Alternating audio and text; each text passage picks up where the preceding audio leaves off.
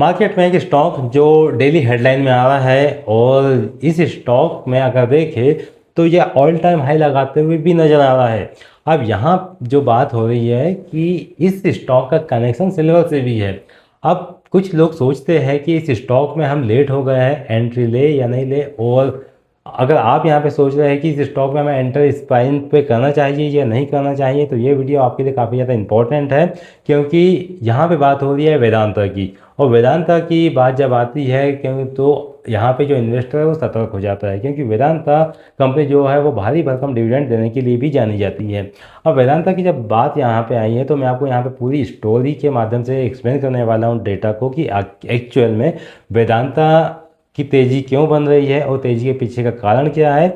यहाँ पे मैं आपको किसी भी तरह का बाय और सेल का रिकमेंडेशन नहीं करूँगा, लेकिन मैं आपको पूरी डिटेल में जानकारी एक्सप्लेन करूँगा कि एक्चुअल वेदांता के प्राइस क्यों बढ़ रहे हैं और आगे इसमें कितनी ग्रोथ देखने को मिल सकती है, ताकि आप इस वीडियो के माध्यम से डिसीजन ले सके कि यहाँ पे आपको एंटर करना चाहिए या इस स्टॉक से आपको दूर रहना चाहिए।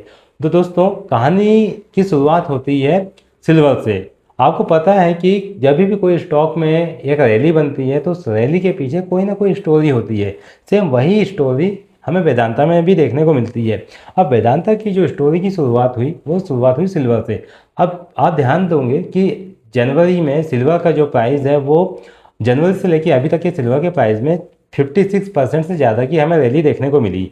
अब 56% से ज़्यादा की रैली देखने को मिली तो उसी का इम्पैक्ट हमें वेदांता में देखने में आया। अब काफ़ी जो इन्वेस्टर है उनका एक क्वेश्चन यहाँ पे खड़ा हो जाता है।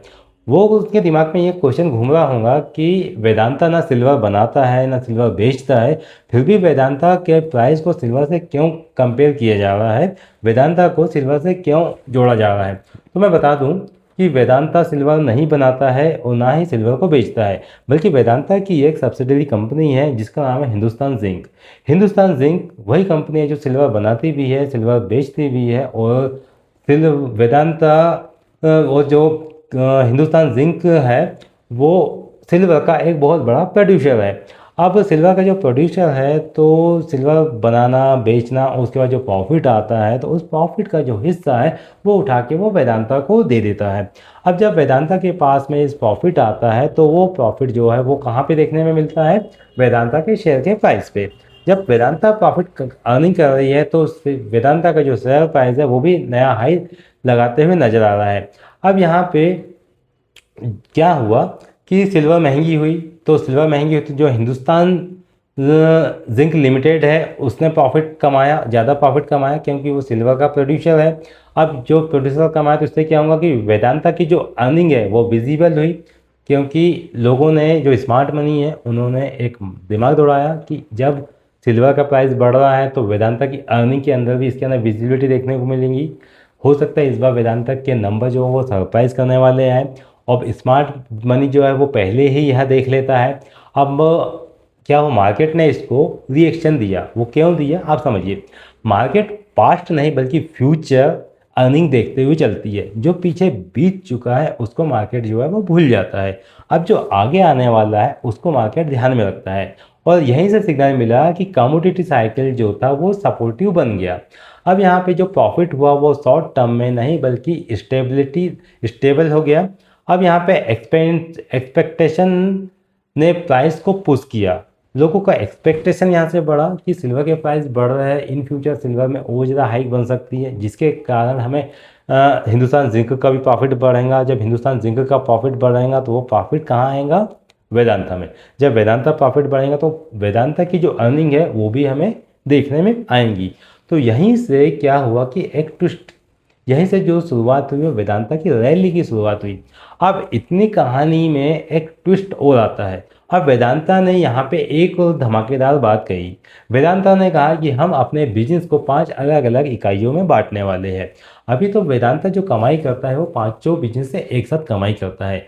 और यहाँ पे जो अर्निंग की जो है वो विजिबल नहीं हो पाती है कि कौन सा बिजनेस कितनी अर्निंग कर रहा है। वेदांता यहाँ से जो कमाई करता है वो वेदांता एल्यूमिनियम से करता है, वेदांता ऑयल एंड गैस है, वेदांता पावर, वेदांता स्टील और एक वेदांता की जो सब्सिडरी कंपनी, मतलब कि वेदांता की जो पेरेंट कंपनी खुद वेदांता यहाँ से आती है। मतलब कि 5 जगह से एक बिजनेस जो है वो वेदांता के पास में आता है। अब वेदांता ने एक अनाउंसमेंट किया कि हम यहाँ पे एक डीमर्जर करने वाले हैं, जिसमें से हम अपने पांचों कंपनियों को अलग अलग करने वाले हैं।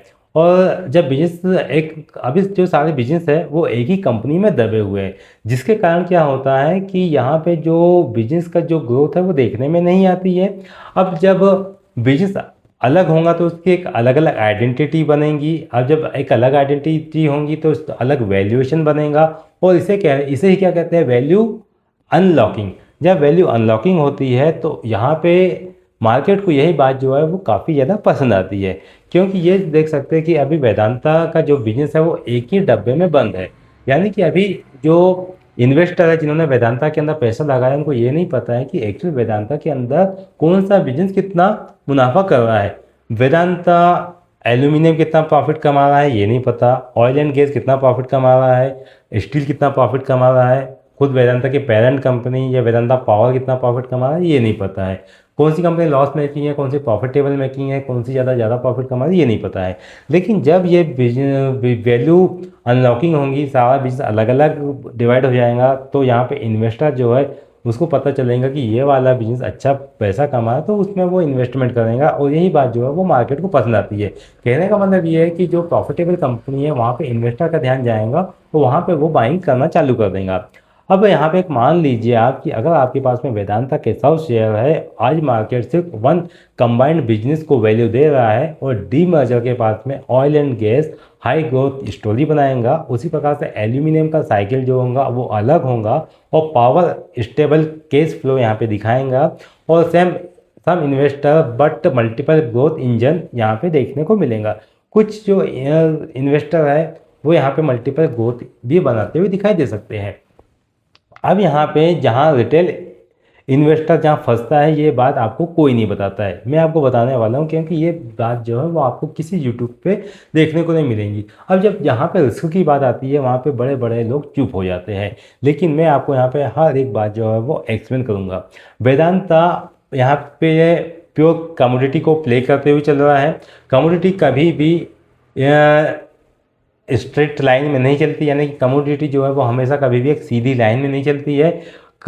सिल्वर मेटल प्राइस गिर सकते हैं, ग्लोबल की डिमांड जो है वो स्लो डाउन कर सकती है, और ये स्टॉक जो है ये इमोशनल ट्रेडर के लिए नहीं है। आपने देखा कि कभी भी कमोडिटी के ऊपर न्यूज़ आ सकती है, कमोडिटी कभी भी नीचे आ सकती है, या ग्लोबल की डिमांड अगर स्लो डाउन हो गई तो उसके कारण जो है वो उसका असर जो है वो वेदांता के स्टॉक पे देखने में मिल सकता है। लेकिन अगर बात करते हैं कि जो शॉर्ट टर्म के निवेशक हैं, तो उनके लिए मैं बता दूं कि शॉर्ट टर्म निवेशकों के लिए वेदांता का शेयर नहीं है। लेकिन अगर आप यहाँ पे लॉन्ग टर्म के निवेशक हो, 3 साल 5 साल के लिए अगर आप यहाँ पे रखने वाले हो, पेशेंस है और रिस्क अवेयर इन्वेस्टर है, आप रिस्क को मैनेज करना जानते हैं, तो आप वेदांता का स्टॉक आपके लिए है, तो आप वेदांता के में इन्वेस्टमेंट कर सकते हैं। अब स्मार्ट इन्वेस्टर ये नहीं पूछता कि कल ये स्टॉक कितना भागेगा। स्मार्ट इन्वेस्टर के हमेशा 3 ही ऑप्शन होते हैं। वो ये पूछता है कि बिजनेस स्ट्रक्चर यहाँ पे बदल रहा है, बदलेगा या नहीं बदलेगा। दूसरी बात पूछता है कि यहाँ पे अर्निंग जो है वो विजिबल है या नहीं है। तीसरी बात पूछता है कि रिस्क मैनेजेबल हो सकता है या नहीं हो सकता है।